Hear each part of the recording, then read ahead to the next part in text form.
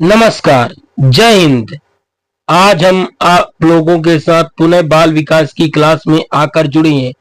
हमारी ये class number 8 है, जिसमें आप लोग आकर के पुनः जुड़े और हम लोग आज अगले सवाल के लिए चलते हैं। वीडियो हमारी अच्छी लगती है तो आप लोग हमारे चैनल को लाइक करें, सब्सक्राइब करें, कमेंट करें। तो हमारा आज का पहला सवाल है, हम चलेंगे आज के सवाल नंबर 41 पर। हमारा सवाल कह रहा है कि माता पिता के वंशजों से स्थानांतरित होने वाला लक्षण को क्या कहा जाता है? ऐसा कौन सा लक्षण बालक में आता है जो माता पिता के द्वारा उस पर आ जाता है, बालक पर स्थानांतरित हो जाता है? क्या पर्यावरण है? क्या पर्यावरण जो माता पिता से आता है? जीन आता है? अनुवांशिकता? क्या आता है? अनुवांशिकता। कि जैसे पहले माता पिता की उस चाल ढंग था, उसके रंग रूप थे, उसके चलने का तरीका था, बोलने का तरीका, वो बालक में अगर आ जाता है, उसके शरीर की बनावट आ जाती है, तो ये क्या है? वंशा अनुक्रम है या अनुवांशिकता है। इसलिए ऑप्शन नंबर सी हमारा सही हो जाएगा। अब हम चल, आप लोग शिक्षक बनना चाहते हैं तो ये अच्छा हमारा वीडियो है, कैसा लगता है आप लोग इसको जरूर देखें, अच्छे से पढ़ाई करें। अगर आप लोग शिक्षक बनना चाहते हैं तो अच्छे से पढ़ाई करें और इन वीडियो को आप लोग जरूर देखते रहें, क्योंकि हम आप लोगों के लिए ही वीडियो बनाते हैं। तो हमारा वीडियो अब अगला सवाल पर आते हैं। एकीकृत छात्र केंद्रित अधिगम के लिए पाठ्यक्रम में निम्नलिखित में से क्या लाभकारी नहीं है?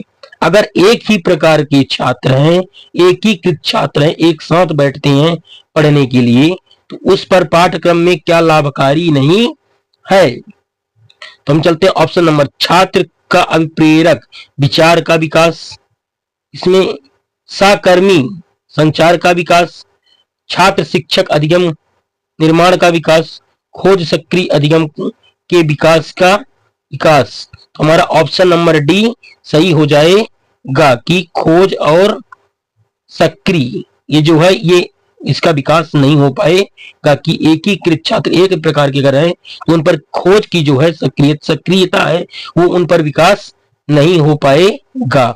हम चलते हैं आज के अगले सवाल पर। हमारा अगला सवाल कह रहा है कि बुद्धि का कौन सा सिद्धांत सामान्य बुद्धि जी और विशिष्ट बुद्धि यस की उपस्थिति का समर्थन करता है? तो हमारे जो स्पीयरमैन थे, कौन थे? स्पीयरमैन वैज्ञानिक थे, मनोवैज्ञानिक। उन्होंने दो प्रकार की बुद्धि बताई, एक सामान्य बुद्धि और एक विशिष्ट बुद्धि। सामान्य बुद्धि को हम कहते हैं जनरल बुद्धि और उसको यस से दर्शाते हैं, और विशिष्ट बुद्धि को स्पेशल बुद्धि दर्शाते हैं, इसलिए उसको यस से दर्शाते हैं। इसलिए हमारा ऑप्शन नंबर सी जो है, इन्होंने स्पीयरमैन का द्विखंड का सिद्धांत कहा जाता है, इसलिए ऑप्शन नंबर सी हमारा सही हो जाएगा। हम चलते हैं अगले सवाल पर। प्रतिबिंब, अवधारणा, प्रतीक एवं संकेत भाषा, शारीरिक क्रिया और मानसिक क्रिया अंतर्निहित होती है। ये जो है किस पर निहित होती है? कि प्रतिबिंब भी बनाए, अवधारणा, प्रतीक, संकेत, भाषा, शारीरिक क्रिया, मानसिक क्रिया, ये क्या अनुकूलन पर है? प्रेरक पेशी विकास पर, समस्या समाधान पर, या विचारात्मक प्रक्रिया पर है? हमारा ऑप्शन नंबर डी जो है ये सही हो जाएगा। ये सब हमारे किससे आते हैं? विचार से आते हैं, इसलिए ऑप्शन नंबर डी सही हो जाएगा। विचारात्मक प्रक्रिया है वह आती है। हमारा अब चलते हैं अगले सवाल पर। हमारा अगला सवाल क्या कह रहा है?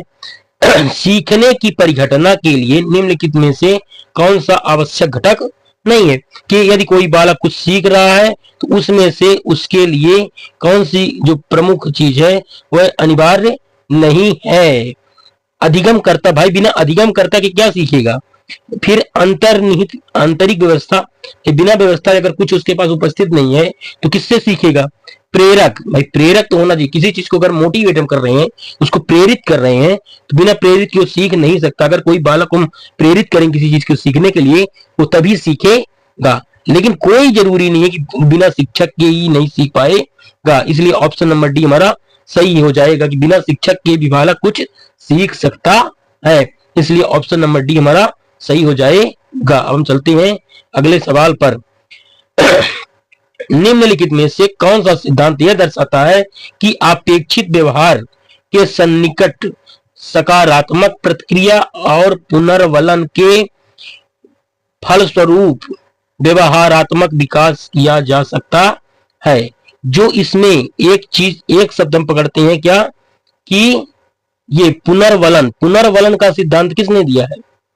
पुनर्वलन का सिद्धांत दिया है हमारे स्किनर साहब। स्किनर ने, किसने दिया है? पुनर्वलन का सिद्धांत कौन दिया है? हमारा स्किनर। उन्होंने एक और सिद्धांत दिया था क्या? ऑपरेटिक अनुबंध। स्किनर जो वैज्ञानिक है, उन्होंने किस पर प्रयोग किया था? चूहे पर प्रयोग किया था। किस पर प्रयोग किया था? चूहे पर प्रयोग किया था। उन्होंने एक कौन सा सिद्धांत दिया है?